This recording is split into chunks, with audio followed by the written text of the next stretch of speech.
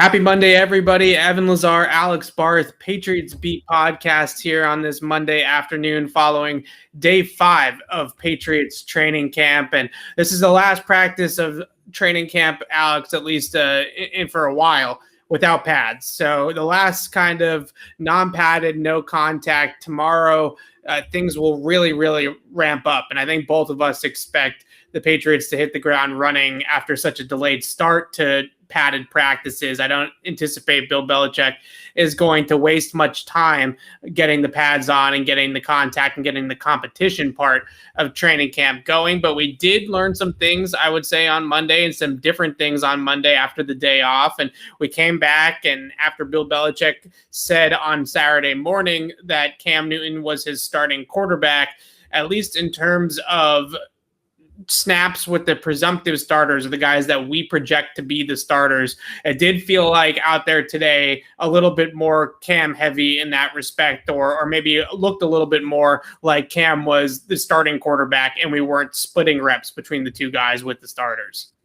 It's funny how on the first day of camp that Mac Jones threw more attempts than Cam Newton was kind of the day that we're all walking away and saying, okay, they're starting to angle Cam Newton as the week 1 starter.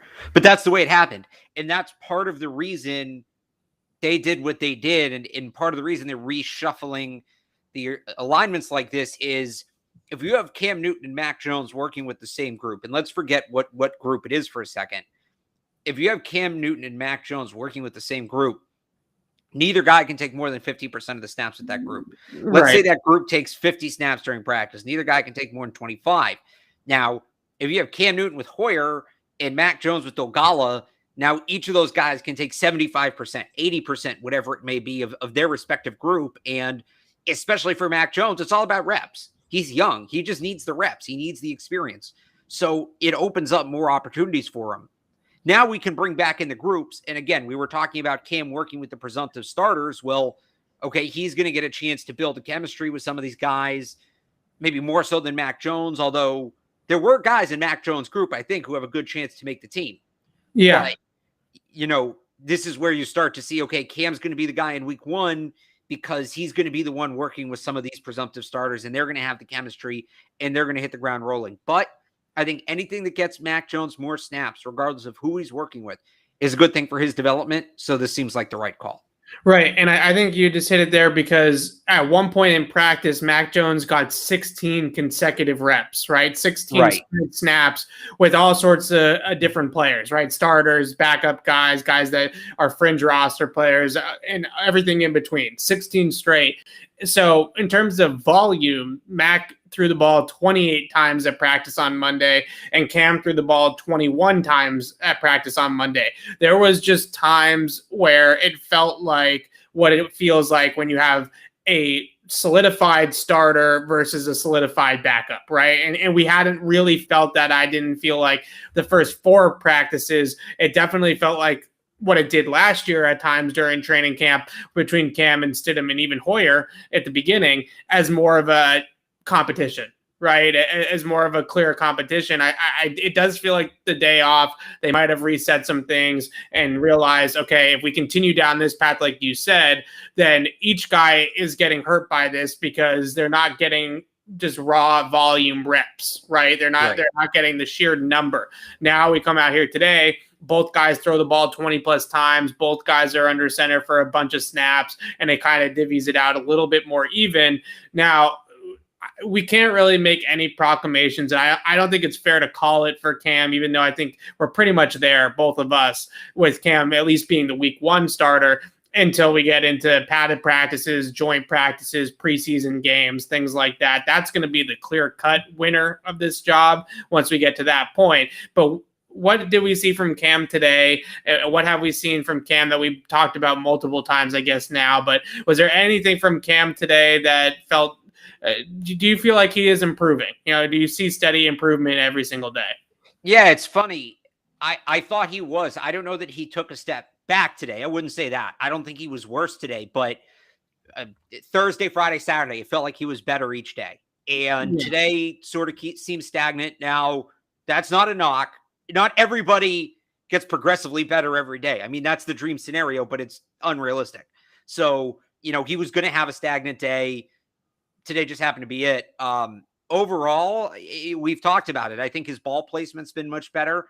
I think he's been much better on some of the timing patterns, and those two things go hand in hand. But, throwing the ball before guys get out of their break and putting it where it needs to be, I think we've seen a lot more of that from him in these few practices than we did last year. So, I can't point to something today and say, well, that was a jump, but it's been a steady improvement over the first 5 days of camp, over this pre-padded, part of camp. And as Bill will say, this is the teaching period, and the teaching period comes to an end. And what did he call the padded practices? I actually have it right here. Something like a real football environment. Yeah, real football. Real football type conditions was his quote this morning. We'll be playing. Right. We'll get used to playing in more real football type conditions. So this is when we'll really see tomorrow how some of that Cam Newton stuff translates once, corners can jam his wide receivers, linebackers can jam the tight ends and upset that timing a little more. But, he put down a good base. He put down a good base over these last couple of days. He did, I think, everything that you hoped he would do, and we'll see where he goes from there.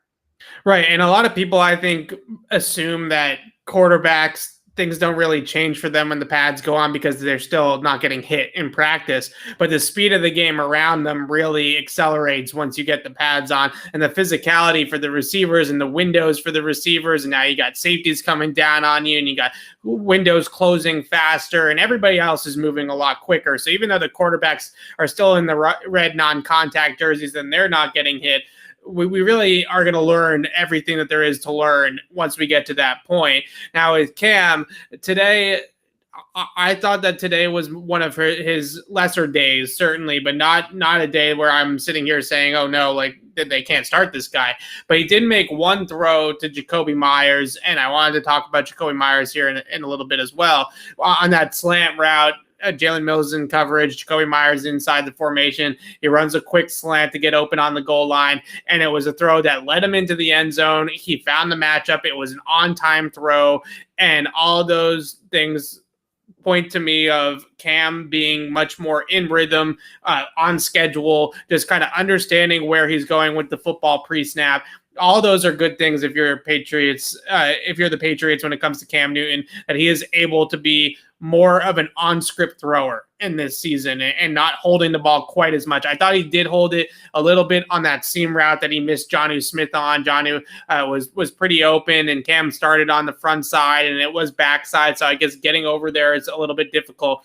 But if he had seen it earlier, I think he would have made the throw and got it on Jonnu. But instead, he did throw it a little bit high, and it sailed over Jonnu's head. So maybe some holding the ball and maybe a little bit of a tendency there that he still has to iron out of being able to get through the full progression. But all in all, just a much better on-script passer now. And I think that that's definitely leading to better accuracy and timing down the field. And we talk so much about ball placement accuracy as if it's like always physical, right? It's always a physical kind of metric or a physical kind of thing. But a lot of the time it's also mental. It's knowing where you're supposed to go. It's knowing where you're supposed to go and getting there on time. If you're a little half a beat too early or half a beat too late to a throw, that can often impact what we perceive as accuracy or ball placement just as much as actually being able to put the ball in the right place. And I think, as you look at it, these unpadded practices where everything's sort of in walkthrough mode probably lean more towards Mac Jones' skill set than Cam Newton's. Yeah. Cam Newton's strength is improvising, right? And you mentioned him being on schedule. And I think for him to succeed specifically in the setting that we've been in, where, there's been a couple times where he's tucked and ran, but for the most part, he's had to stay on script. He doesn't have that opportunity to improvise because it's not a live pass rush. And him succeeding in that setting, it speaks a lot to the things that he said when we talked to him during the offseason. And he said, this is what I want to work on. This is what I want to improve on. This is what I wasn't good enough at last year. It feels like he's, followed up on some of that and gotten better at the things he said he was going to focus on getting better at. Yeah, absolutely. All right, let's move over to Mac Jones and just discuss his performance today, because even though we did, as we mentioned at the top of the show, it felt like Cam was sort of the leading man out there today, right? It felt a little bit more in that sort of vein, but Mac still threw 28 passes. He's 21 for 28 in team drills. He got 16 straight reps at one point, and he was very, very good in this practice. Now, some of his throws were against the backup defense or the scout team defense and not against the starting defense. But the big highlight of the day was the deep post to Isaiah Zuber over D. Virgin and D'Angelo Ross. Not two guys that are probably going to make this team playing cornerback or defensive back on that play, but the ball placement and the way that he fitted in between both guys and led Zuber into the end zone was really, really impressive. We can talk about that throw. I thought that there was a lot of throws where I really liked in terms of the quick game, and I wanted to bring that up as well. But the throw to Zuber was probably the throw that Cam had to Nelson Aguilar was that day 4. I think it was. That was a great deep ball too. But both of that was right up there in terms of best downfield throws from Mac Jones so far.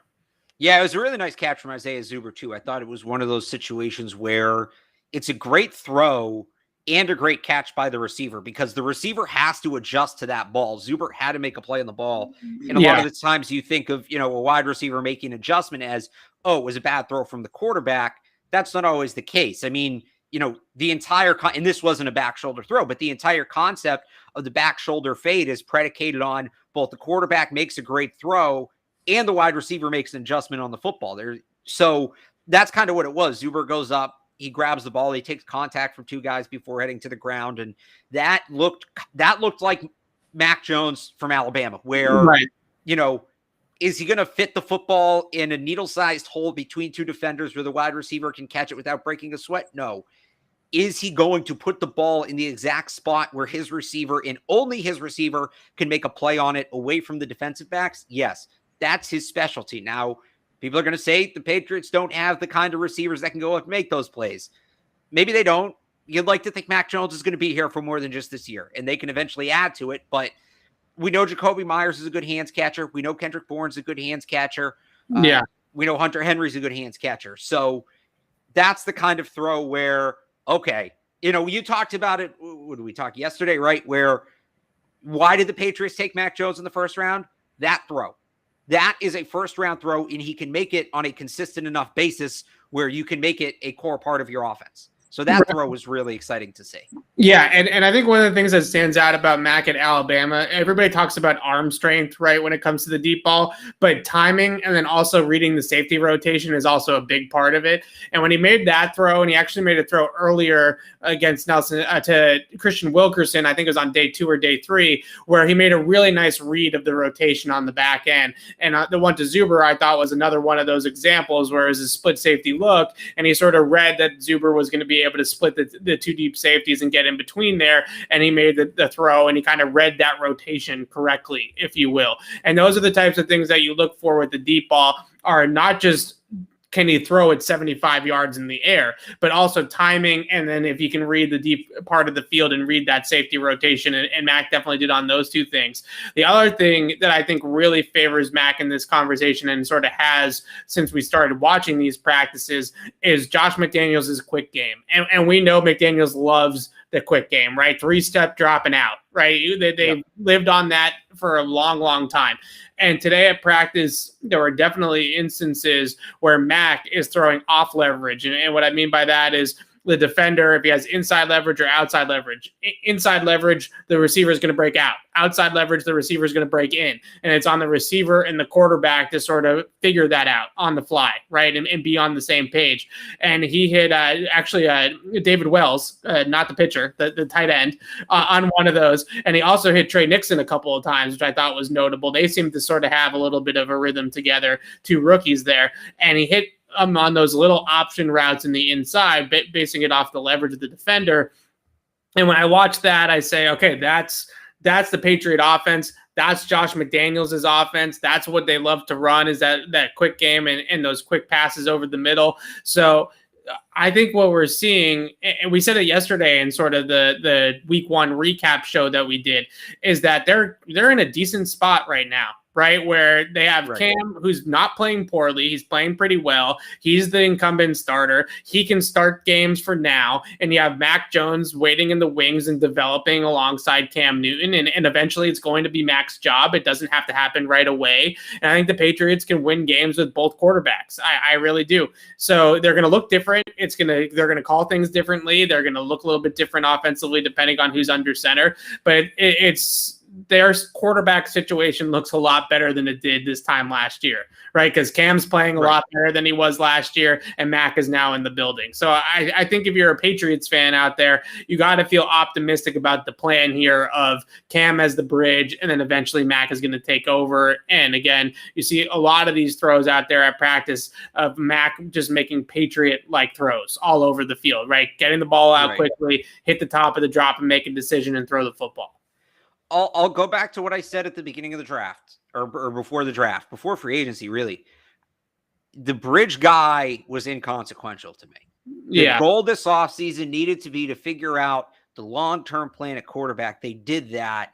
Anything the bridge guy gives you is gravy. And I almost wonder if that helps Cam. I wonder if Cam, last year, I think there was a lot of attention being paid to the fact that he was playing for his NFL future. And I'm not saying that's not true this year, but I don't know, maybe just being around a young guy like Mac, and he's talked about the relationship between him and Mac, and he's been a first-round pick, and he knows what it's like.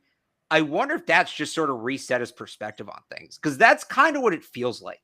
He just looks looser. And I know we think of Cam as a guy who's always loose and having fun and dancing during stretching and whatever, and he is, but maybe loose isn't the word. He just seems more comfortable. He just seems more, he seems more like himself, like more authentically himself. Like he's not pressing.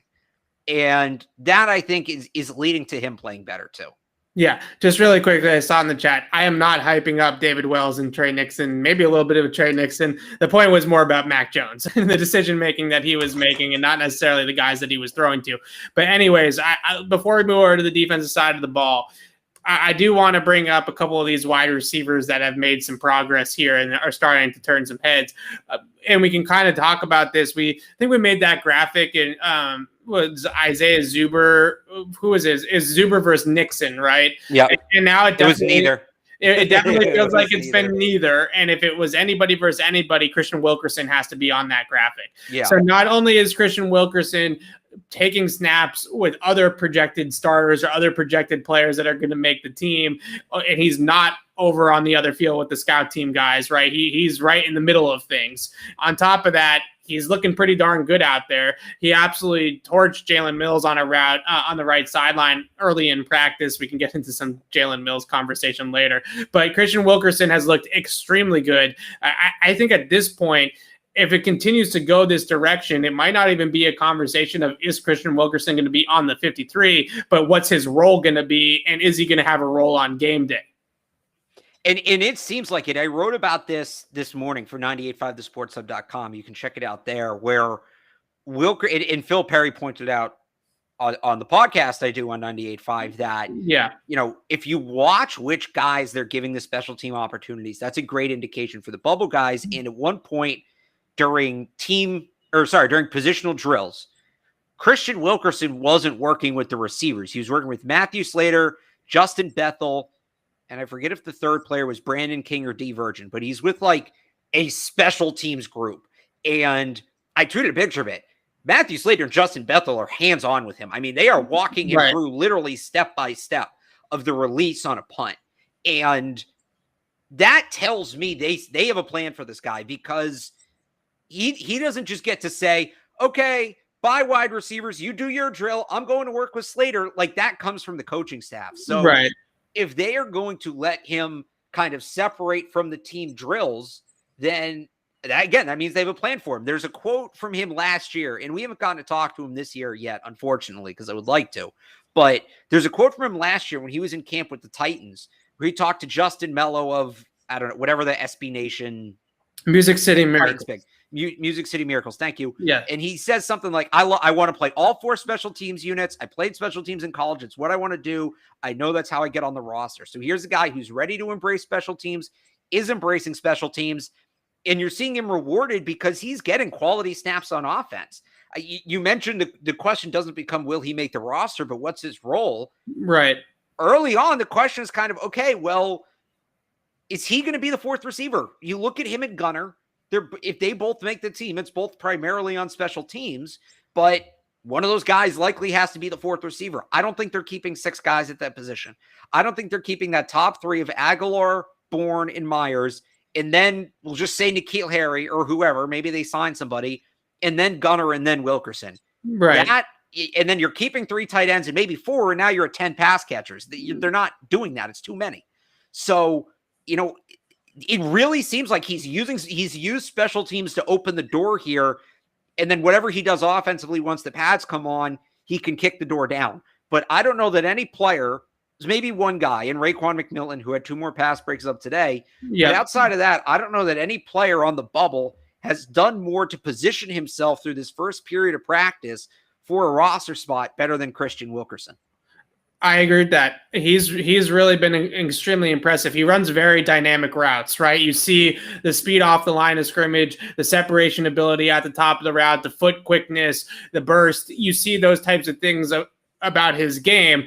And this year we actually get to compare him to other receivers that are pretty good, right? We're not talking about comparing him to the Damiere Byrds and those types of players. I keep on picking on Damiere Byrd. I know, we're so mean to Damiere Byrd, and he was a good player. He was a nice guy. I feel bad. Yeah, I feel bad too. I'll try to think of another example to say that with. But the point is that he's not.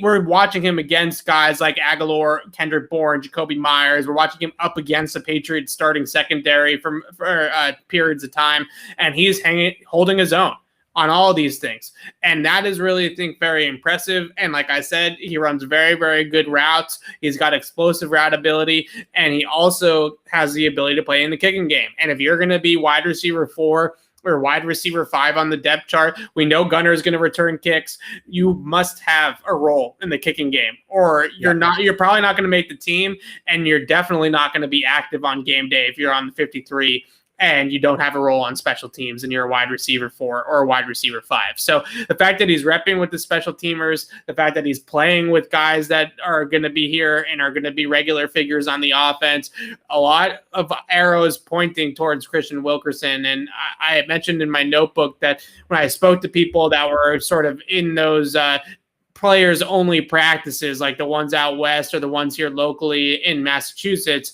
a lot of trainers, those types of people hyping up Christian Wilkerson. And sometimes you don't look too much into those things and you say, oh, they're just hyping up their guy and they're just trying to get him out there in the media. But he's really lived up to the things that I was hearing about him over the summer, was that this was a guy that was coming, a guy that was playing well in the practice squad last year and is now playing well in training camp. So we'll see if he can keep it up once the pads come on.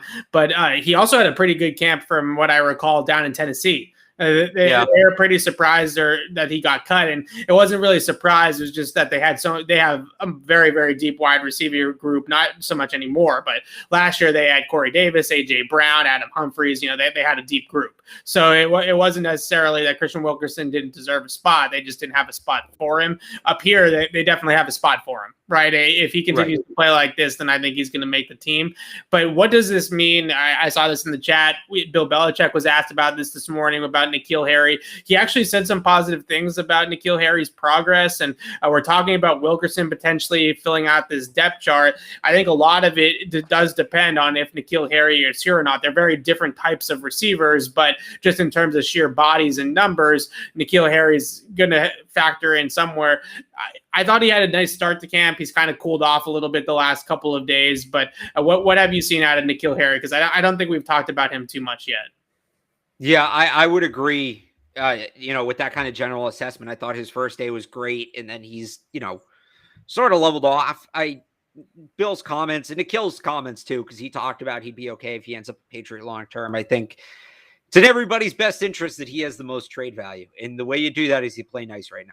So it still feels like, again, I think they have a plan for Christian Wilkerson based on the way he's operated. I don't know that it makes sense to have a plan for him if you plan on keeping N'Keal Harry, because again, I just don't know how this team keeps 6 wide receivers. So I think everybody's playing nice right now. I think just based on what we've seen so far, the long-term plan is to move on from N'Keal before the season starts. Yeah, it does kind of feel that way. He is not really in the top mix, right? With the top guys, he kind of comes in on that next wave, right? After guys like Aguilar, Bourne, and Myers, and they get their reps. It's kind of then it becomes the N'Keal Harry and the Gunnar Olszewskis, and Wilkerson gets in there, and Zuber occasionally. But do you feel, because we were so high on Isaiah Zuber in minicamp, right? He had a great minicamp. He really did. Right. He had 3 really good days of practice. This could change, right? We're 5 days in. So this has plenty of time to change. But I think we are clearly, in what they're showing us is that Wilkerson is in there right now over Zuber. But are we completely soured on this Isaiah Zuber? I mean, he did have the nice catch in the deep post route today from Mac. Right. It was against the backup defense, but I don't know. It feels like that whole thing is flip-flopped now. Yeah, I mean, I'm not, totally writing him off. I think, and I was a big Zuber guy. That was me. Everything I kind of said, that path I laid out for him has happened. It happened with a different guy. It's happening with Christian Wilkerson. Right. But we haven't seen Christian Wilkerson as a kick returner. And that is Zuber's value. And it could come down to that. Does Zuber bring more value as a kick returner than Wilkerson does as a coverage guy? So that could be the conversation. Or maybe they see Isaiah Zuber as a running back, as kind of that Ty Montgomery type. Yeah. Right. I've always used the Cordero Patterson. Well, because he's like Cordero Patterson's like sneaky big guy. Right. So I look at like a smaller, shiftier guy. So that's why I go Montgomery, but it works too. Yeah. Something probably has to break for things to go that way, whether it's, JJ Taylor. And I don't think JJ Taylor's gotten off to a great start, but whether it's JJ Taylor playing his way off the roster, Brandon Bolden gets hurt, somebody else gets hurt. Because again, Bolden's had that great start. I've talked about that. So I don't know what that is, but yeah, if I'm telling you which guy do I think has the better path right now, it's Wilkerson. I like Wilkerson's chances a lot more based on the first week, but I'm not going to write Zuber off. And even if he doesn't make it, he's just kind of a unique player. And I do think they try to get him back on the practice squad if they can. I don't think they're one bad camp. I don't think they'd be done with him entirely, but there's just going to be such a roster crunch at wide receiver. They're going to have to get creative if they want to keep him. Right. I mean, you don't keep a player on the team. I mean, I know people are going to say, well, they're kind of keeping Gunner on the team for returns, but I don't know if you keep a player on the team if you're already keeping Gunner on the team just to return punts. Like, you can't keep just a primary guy to return kickoffs, but that is something that I have noticed. And Belichick in the past has just thrown Brandon Bolden back there or something like that and just gone for ball security, right? And just don't mess it up. But in terms of trying to be explosive off the kick returns, JJ Taylor, especially as a punt returner, has really struggled in practice. He's muffed a ton of punts. Now, kick returns and kickoffs are definitely a little bit different, right? It's a different type of skill to field a kickoff than it is a punt return, or a punt, I should say. But at the same time, I don't know if I kind of thought that maybe JJ Taylor could do that and be that sort of kick return, explosive kick return option, kind of like what Dion Lewis was like when he was here. I'm not sure if I trust JJ Taylor based off of what I've seen to get back there. So if they're looking for an explosive kickoff returner, it's definitely Bolden can go back there and field the ball and not fumble. Right. I mean, he can do that. But if they're truly looking for an explosive guy back there, then Zuber seems to be the best option. I know that there's like some underground love for Marvin Hall. I don't think Marvin Hall is making this team, but he's been back there at times as well.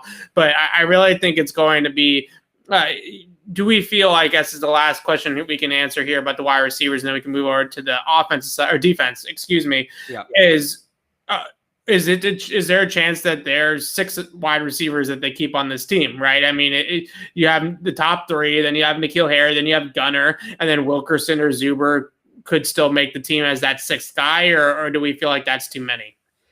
It might be. So it comes down to, and before you brought this up, I was going to say this, because when you were talking about Zuber versus Wilkerson, some of it, a lot of it hinges on how Gunner looks as a receiver. And we haven't seen him a ton. He's made a couple nice catches. I don't think he's been bad as a receiver, but I haven't necessarily seen development from last year.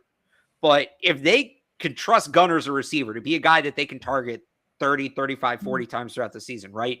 Well, then a guy like Christian Wilkerson maybe loses some value. Because, okay, we have a legitimate 4th wide receiver in Gunner. we can angle a little more towards special teams needs here, and then that like a return need, and then that's Isaiah Zuber. Whereas if you go in and you look at Gunner and you say, okay, he's our punt returner, we'll throw him out there on offense if we have to. Now you're looking at that last wide receiver spot and saying, well, that's really your fourth wide receiver. The guy might, in theory, be below Gunner on the depth chart, but you want Gunner to just be your punt returner. So then that angles a guy who's more polished as a traditional receiver. That would be Christian Wilkerson, N'Keal Harry. If you want to get into Marvin Hall, that's probably where you'd go there. So a lot, and again, do they keep 6? Not if Gunner's going to be legit. If Gunner's going to be a guy who you can target 40 times, there's no reason to keep 6 receivers. You're only using 2 at a time. If Gunner's just a punt returner, you got to flip it back around again and say, well, is he closer to Matthew Slater than he is a real receiver? And if that's the case, then Gunner, internally doesn't count against that total. And then that maybe opens the door for Zuber and Wilkerson, or, Harry and Zuber, Harry Wilkerson, whatever combination you want it to be. Yeah, I think Gunner it was maybe on day 2. He had a nice catch from Cam on a crossing route in red zone work, but he's been relatively quiet, I would say, as a receiver. Not bad, just not great. Yeah, he definitely hasn't caught a ton of balls yet in practice. One guy I just want to quickly mention that caught a ton of balls today was Jacoby Myers. And I feel like, and I understand, we want to talk about the new guys, right? We want to talk about the new guys. The sleepers like Wilkerson are more fun to talk about as well. But Aguilar, Bourne, how are those guys playing? How are the tight ends playing? That's the hot button topic right now. Jacoby Myers just goes out there and practice and gets open every single day. Like quietly just goes about his business and just gets open every single day. Got 6 balls today in practice during team drills. I mean, he is the best route runner on the team still, I think. He's not the most explosive or the most dynamic route runner. I guess Kendrick Bourne kind of gives him a run for his money now in terms of pure route running ability, but I still think I'd give it to Jacoby. I still think he's going to have a big year. I think having Nelson Aguilar on the outside to give him some speed element is really going to open up the middle of the field for him. He had a great day out there today, and poor Jalen Mills had some tough times covering him inside. Well, what's interesting about Jacoby is Jacoby was so Aguilar had the first day, Bourne had either the second or the third day, and then Aguilar had the others. But Jacoby was probably the second best receiver all of those days. Right. He didn't have a bad day. We were just waiting for the Jacoby day, the breakthrough day.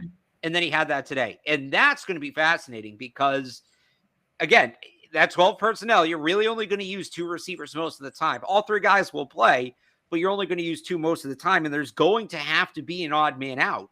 And they are going to make it, that group, that trio of Aguilar, Bourne, and Myers. And I know you're hesitant to make Aguilar the odd man out. I think it might be a little more realistic than we realize. Yeah. Not the way he's performed, but just the overall picture. They are making it really tough to figure out who the odd man out is in that group because all 3 have been outstanding to start. Yeah, and that's a good thing, right? That's a good problem to have. Oh, great problem to have. Yeah, not a bad thing at all. I really hope that Josh McDaniels gets real creative and runs that group of 5 out there of Aguilar, Bourne, Myers, Jonnu, and Hunter Henry, right? And you can use Jonnu as sort of a tailback, H-back type to have some sort of backfield threat, and maybe even hand the ball off to Jonnu a little bit just to give that as a threat if you want to have the defense respect the run when you put that package out there. But that package, and not to take James White off the field, who's obviously great too, but that package on 3rd and 6, it gives the Patriots so many more options than they've had the last 2 years, right? I mean, just a really good kind of option to have is that package, and I hope that we see that out there at some time. I'm sure it's not going to be all the time, but maybe just a little bit. Really quickly, somebody mentioned Trey Nixon's name. A couple of people asking how Trey Nixon has played. I know everybody, the Ernie Adams thing has people wanting to hear about Trey Nixon. Yes, he did have 3 catches today in team drills. It does look like he has a little bit of a rapport with Mac Jones, 2 rookies that I'm sure studied together and work a lot together and were together a lot during the rookie part of the offseason.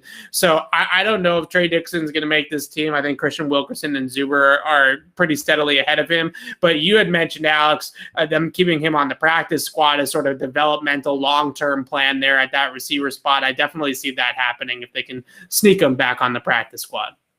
Yeah, he's probably just a guy that needs some polish. He was hurt most of the year last year, and you Right. can tell he's still kind of getting his footing under him. So I Yeah. like him. I like the pick. I think, he adds a dynamic, but we just talked about how deep the wide receiver position is. We didn't even mention him. So he's a guy, if they can get him on the practice squad, or maybe, the last preseason game, he pulls up with a hammy and we don't see him for a year. So Yeah. we'll see how it works out with him. Yeah. And you don't hope that anybody gets hurt, but you do hope that he can make it back to the practice squad, right? Because right. I have a feeling, especially if he gets live reps with Mac Jones in some of these preseason games, that him and Mac are going to put on, you get third and fourth string defensive backs out there against Mac Jones, that he could pop in some of these preseason games. Trey Nixon as one of Mac's go-to receivers when he's out there with some of the backups. So I think that is an element of this that you have to think about, and that's why we always joke about the Patriots, kind of the Foxborough flu, right? Getting guys on IR that to avoid them getting poached by other teams.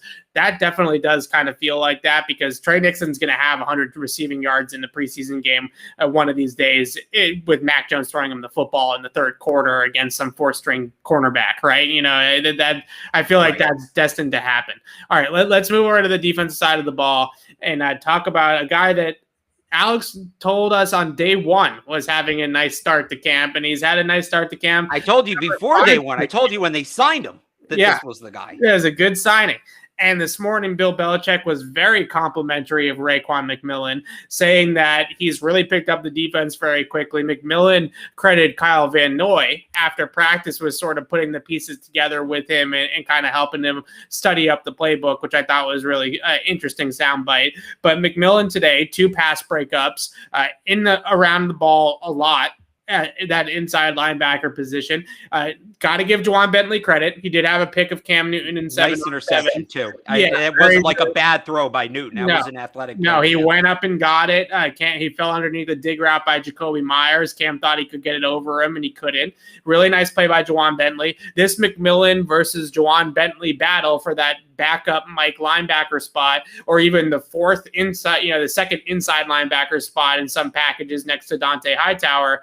1st and 10, the Patriots want to come out in base defense. You could see Hightower, Bentley, Hightower, McMillan being the 2 inside backers.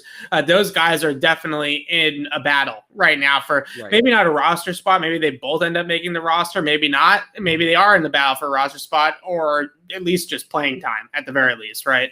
Well, so it's going to get even more interesting. And I was talking to Bob Sosi a lot about this today when we were at practice. So Hightower is your Mike linebacker. He might move to the edge sometimes, but, there he's secure. Then you have Juwan Bentley, who's a good player, but is on the last year of his deal. Not a guy they project to re-sign. It feels like one of those things, yeah. Right. He could, if some of the guys below him show up, like really show up, he could potentially become tradable. Then you have McMillan, and then you have Terez Hall, who's on PUP.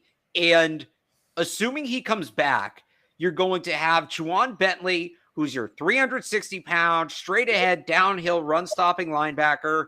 You have Terez Hall, who, not small, but smaller, very much an east-west guy, quicker, more athletic linebacker. Yeah.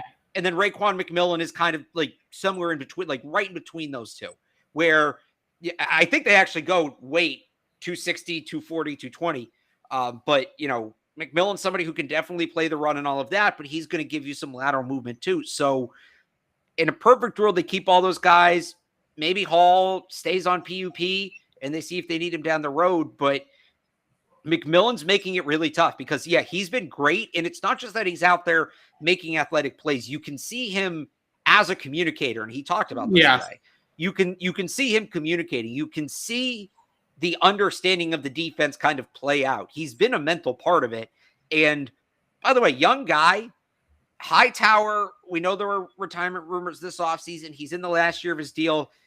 I look at him more so, if we're talking about, even if it's 2 or 3 years, you're going to have to replace Dante Hightower. I look at him more so as the prototype of the guy for that role than a guy like Juwan Bentley. So there's just a lot, short-term and long-term, that's intriguing about Raekwon McMillan. Him backing that up on the field has been great, and he is going to make it based, and he's a linebacker. So we got to throw the no pads on caveat on this, but if he keeps this up, I don't see how they can cut him. Every single Belichickism about what guys need to do to make the team. He's playing a ton on special teams. Like, that all leans his way. So he's off to a terrific start. I said before, I don't think any bubble guy coming in positioned himself better for a roster spot than Christian Wilkerson through this first week. McMillan's 1A. He is awfully close in that sense. Yeah, it's definitely, when you look at it, you say, we've talked about this with McMillan in the past. Failed second-round pick at his last stop because of injuries. Maybe the scheme didn't fit him. Belichick sees that if I use him this way and I use him in that role, he's going to play a lot better in my system or be a good player in my system. And that always seems – the Patriots always seem to find these types of guys, right? That have the talent, that have the athleticism to play in the NFL, that were high draft picks, second, first-round picks, and they take them and they say, you were in the wrong spot here. We're going to put you in the right spot there. And, here we go, right? And Kyle Van Noy is a perfect example from a linebacker perspective of somebody that in Detroit really struggled in that role that they had him playing in. He comes here and he has a great season, a great couple of seasons. Now he's back. These are things that happen all the time with the Patriots because Bill Belichick has a great eye for being able to only ask a player to do what he's good at, right? And kind of limit the amount of times that the player is going to do something that he's not so good at. So he knows that Raekwon McMillan can hit. He can hit in the open field, but he's not necessarily, like you said, that 260-pound linebacker that's going to come up and step in a gap and take on an offensive lineman, right? You might not want him doing something like that. So he's going to allow him to stay in space and allow him to cover and allow him to do things off the line of scrimmage. And that's, I think, a lot more what Raekwon McMillan wants to be doing, and he kind of understands that that's his fit. So I think that's really bodes well for him. You mentioned the special teams value, the kicking game value. I think this is a guy in Raekwon McMillan, and he was in Miami, if memory serves me correctly, I think a 4 or 5 unit player for them on special teams. Last year in Vegas, he didn't play defense in Vegas last year. He only played special teams. Right. Which is weird, but yeah, no, he's a guy with an extensive special teams history. Yeah, so that if you're, we talked about this last year with Brandon Copeland, like that felt like the signing that was going to be that depth linebacker, 4th or 5th linebacker / special teams ace, right? And I think that McMillan is going to be that type of player for the Patriots this year as well. And that they always have a spot for a player like that, right? You're going to be a backup Mike and you're going to play in the kicking game. We got a spot for you there if that's going to be what they're going to do. And they always really cater to those types of linebacker sized players that can run, that can play in space, that can make tackles. That obviously bodes well for special teams. So covering kicks. Yeah, and the difference here, because you brought up Copeland, and it's not a bad name to bring up, but Brandon Copeland was 29 when they signed him. Raekwon McMillan is 25, so you do have that short-term special teams potential. But I don't think it's unrealistic to think you could see some development from Raekwon McMillan and see him develop as a player. The other interesting thing, you talked about them finding these guys who are maybe misused elsewhere, and McMillan talked about this today. He overlapped with Brian Flores in Miami. I believe it was for only 1 year. It was in 2019, and then he went to Vegas last year. But he said he kind of already understood the system, and he knew the bare bones of it, the nuts and bolts of it from being in Miami with Flores. And on the flip side, the Patriots got to evaluate him in their system, essentially, in a system very similar to theirs. So, you can't help but think they have a very good read on what this guy can be when they brought him in. They must have had an idea, a plan when they brought him in. Yeah, same with Matt Judon, which Belichick talked about this morning, and we're going to talk about this in a second, just what we're looking forward to and what we're going to have our eye on once the pads go on tomorrow for the first time. But Belichick spoke this morning about Matt Judon and said basically everything that we're going to ask him to do here, he was already doing in Baltimore. We might call it something a little bit different, or we might have a little bit of different terminology than what they did, but he was asked to do the same techniques and the same things that we're going to do here. Set the edge, operate in a pass rush package, all these things that Matt Judon did with Baltimore translate directly to what they do with the Patriots. So that's why they gave him so much money, and that's why they feel like he can hit the ground running. So a lot of these free agent signings, that, as you would expect, This was not, we talked about this when they did it. This is not a spending just to spend instance, right? This was a calculated spending spree where we got guys in here, Patriots did, that fit what they wanted to do. Right. And I think that's really important. Now, the last few minutes here, Alex, I want to discuss what we're looking forward to tomorrow and the rest of the week once the pads officially go on. As you mentioned earlier in the show, this is real football, right? This is where the real football begins. And this is for the coaching staff. They've maybe been making some evaluations mentally about things, but this is truly when the evaluation and the competition part of training camp begins.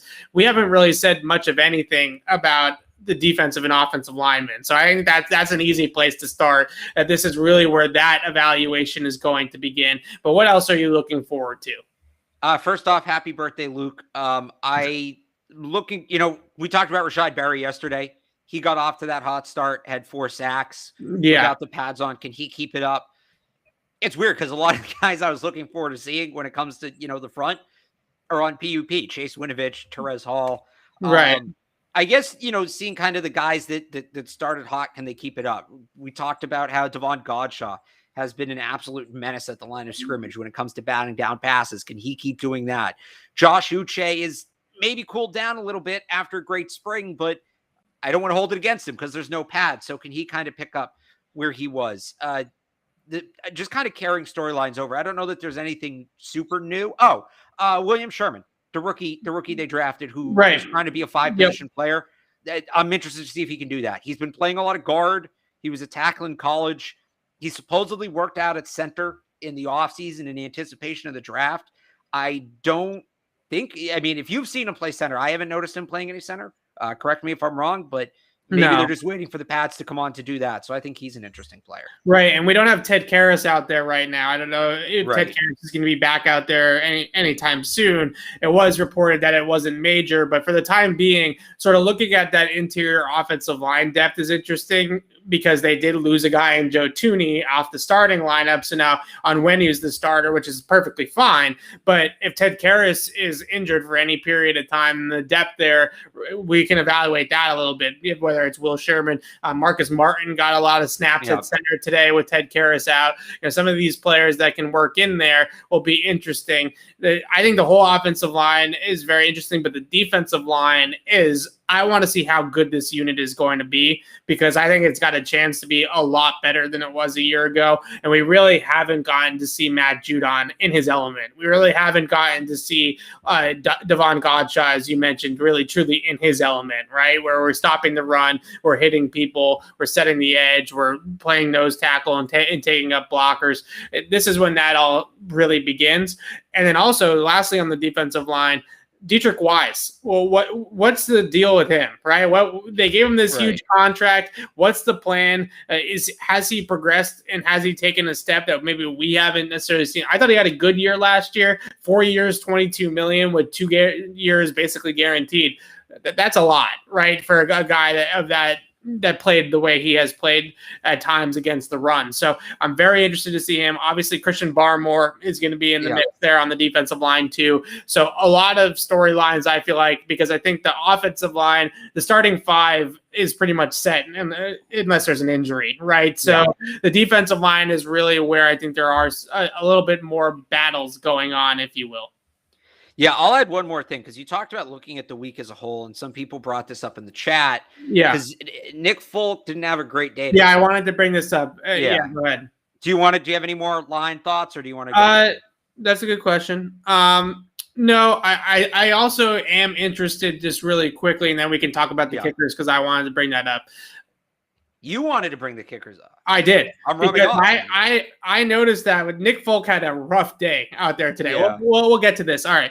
So the one other thing I wanted to mention is something that I've been kind of monitoring is the run game install for the Patriots offense, not defense, offense.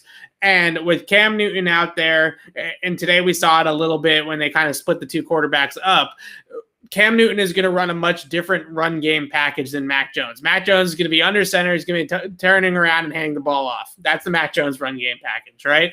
A lot like what we saw with Brady.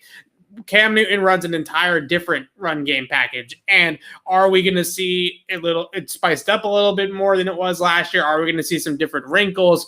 How much has Josh McDaniels been in the lab cooking up things for Cam?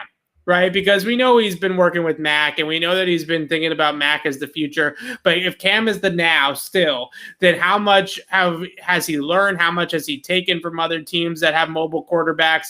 Or are we going to get last year, quite frankly, their run game package with Cam was pretty elementary, right? Like there are high school teams in the United States that run power read. Like this is not groundbreaking, right? This is not complex. So where can they take that next step with that run game package? We haven't really been able to evaluate that much without the pads. Now we're going to kind of see more of the run game now. And I'm very interested to see how much of that they really get into, how they split it up with Cam and Mac, because they're going to be running very different style of run games. And like I said, is Josh McDaniels watching some Baltimore tape? Is he watching some Arizona tape? Where is he going to try to get some ideas? Maybe he went to the college ranks and got some more ideas from the FBS, wherever it is, right? I just want to see if they're a little bit more, if they went deeper into that well.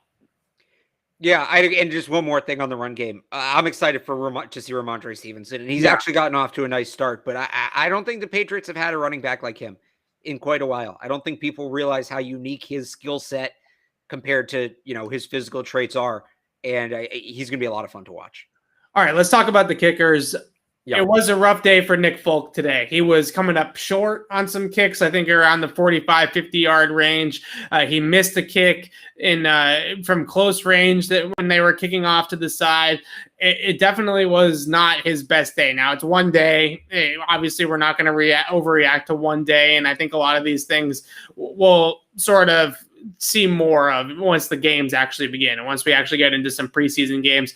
But to credit Quinn Nordin, the guy's got an absolute cannon, right? He's got a huge leg. I mean, there are times where he's clearing like the whole practice field, right? With some of these kicks that he's kicking through whether they're through the uprights or not, or sometimes difficult to tell from our vantage point how good the kicks actually were.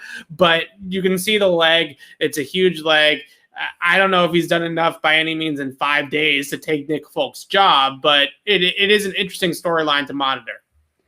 Yeah, it's tough because from where we're sitting, it's really hard to evaluate the kickers. And that's why, and with Folk too, with the rough day, I mean, he was great last year. He was one of the best kickers in football last year. He missed just once after week 3, but kicking is a fickle business and it can come and go like that. And I think the Patriots would love to have the long-term answer. I think in a perfect world, Nordin is a guy, like we talked about Trey Nixon. You work on his accuracy, and next year he becomes the guy. Just because, there is still some work to do, and Folk was so good last year. But you see Folk struggling a little bit, and we don't have the best view on it. So I'm really excited for Friday, because Friday will be the first of the 2 in-stadium practices. They're doing 2 this year instead of 1. Right. And Bill Belichick always talks about how important those practices are for the special teamers. Mainly the returners, because they get used to the sight lines. But we as media get our best look at the kickers and punters during that practice. And they're going to kick a lot during that practice. So I think Friday's going to be very telling. Let's see how Nick Folk and Quinn Nordin both look on Friday, because that's maybe when we can start having this conversation. And the other thing is, we talked about it a little earlier in the show. We talked about it a ton leading up to camp, that kick return is kind of an open job. It's anybody's to take. Gunner didn't excel at it last year, as good as a punt returner he was. They need a kick returner. They are definitely going to do return work on Friday. And we're going to get a really good look at kind of where that group stands. So Friday is going to be exciting, because we're going to get to answer a lot of these special teams questions that, due to the setting at camp, are a little bit harder to answer. Right. And the special teams, for people that might be attending practice on Friday night, it's always a very special teams heavy practice, right? You don't get a ton of actual football in those practices. Oh, okay. Hang on. Like, special teams isn't actual football. Well, you know what I mean. I don't know what you mean. I thought after us working together for 3 years, you know better than to say something. All right. I'll take it back. We don't get a ton of 11-on-11 team drill. Offense, defense. Yes. during those practices. The Patriots, I believe, are planning on being 3 straight days in pads starting tomorrow, so Tuesday, Wednesday, Thursday. So in all likelihood, Friday is going to be back in shells, and we're not going to be in full pads on Friday, and that's going to be a little bit more of a specialty. It's going to be a lot of special teams. There's going to be a lot of kicking, and that's going to be good, like you said, because these guys, Nordin and Folk, in the stadium, kicking in the stadium, where they can kind of simulate a game a little bit with fans in the stands, right? With the season ticket holders in there. It's not obviously a full game situation with all the pressures of a game and all that kind of stuff, but it's the closest thing that we might be able to get to that. So I think that is going to be interesting for sure, because they're probably going to do that situation. They've done it a bunch already out at training camp, and I'm sure they'll do it in the stadium, where they say, oh, okay, it's 3rd and 8 on our 40. We have to get 5 yards, get off the field, and kick the game-winning field goal, right? We got to do it all in one sequence, right? And that's going to be interesting to see, because that's the most pressure simulation they can do, I would say, is to put that on the kickers. So yeah, it'll be very interesting to see what happens with the kickers. Like I said, I haven't seen anything from Folk. Not that I've been studying them extra closely, but I haven't seen anything with Folk to be like, he's not, Quinn Nordin is going to take his job this year. It's just tough to see it from where we are. And that's why on Friday we get a different vantage point, right? So if you've never been to practice, we're kind of like offset from where they kick. So we're directly behind one field. They're kicking on the field adjacent from it. It's just a really tough angle, and we're like up a hill. We'll be up in, I believe, actually, I don't know if it's going to be different this year because of COVID, but we should be up in the press box on Friday. You also have the Jumbotron. You have the video going, so you get much more. It's just a much better observation point to judge the kickers. Right. All right. Well, really quickly, NBA free agency is beginning, Alex, and Lonzo Ball just signed with the Chicago Bulls. So Lonzo Ball signed with the Rockets. Lonzo Ball not coming to Boston. I was kind of hoping that Lonzo was going to come to Boston. I'm a little disappointed about that. I'll probably saves Marcus Smart. I actually, Jaron May from 98.5 The Sports Hub wrote a good piece this afternoon that the Celtics may just want to stand pat. And I know that may nauseate a lot of Celtics fans, and probably rightfully so, but especially now that they lost out on Lonzo, you have, are you going to sign Patty Mills for big money to a multi-year deal? Are you going to sign, who are some of these other names? Jeff Green, right? Whatever. And it's like, you're just going to blow all your money signing these guys who don't put you over the top. That's just Kemba Walker again. That's just Gordon Hayward again. You're overpaying guys because they're names, and you're not looking at the big picture. If they can just stand pat, sign some 1-year deals, Isaiah Thomas has been out there, which would be awesome. I think would be perfect. Sign him to a 1-year deal. You put juice on this season. You have no long-term commitment. Tatum, Brown, and Horford are the only 3 guys they have signed beyond this year. And then I think there's some guys with rookie options, but those are the only 3 guys they have money committed to beyond this year. They're going to have a max slot in the summer of 2022. That's a great free agency summer. Bradley Beal, perhaps Kawhi Leonard. And I know that, this gives Celtics fans flashbacks. Oh, we've waited for the free agents before. It's not a great plan. It's a better plan than Patty Mills. It's a better plan than going for mediocrity again. I think anything short of landing Beal, you got to do everything in your power to land Beal. Anything short of that, even if it means kind of kicking the can down the road. I hate saying that because I've been saying for years the Celtics should get more aggressive. This isn't the year to be aggressive. This free agency class sucks. Don't commit yourself long-term to anybody. Just try as much as you can to get Bradley Beal, especially now that Lonzo's off the table. I liked Lonzo. The reason why I like Lonzo is because he's a great passer and he's a good defender, right? And he's not a type of guy like Marcus Smart. And I think it was Chris Mannix who had the report earlier today that some people, Brad Stevens among them, have definitely soured on Marcus Smart jacking up 20 shots a game, right? Like that's not – the Celtics know that that's not sustainable for them if they're going to be where they want to go. Marcus Smart needs to kind of buy into a role. And I've always thought that Marcus Smart was best for the Celtics, even though they play different positions in sort of like a Draymond Green type of role, right? Where you're facilitating, you're rebounding, you're playing defense, all these types of things. I thought Lonzo fit that mold a little bit more. He's a great transition player, great passer. I also watched him at UCLA when I lived out in LA, so I'm a little bit little bit biased when it comes to Lonzo Ball because I did see him live when he was in college, but I thought that would have been a good one. But he's going to Chicago.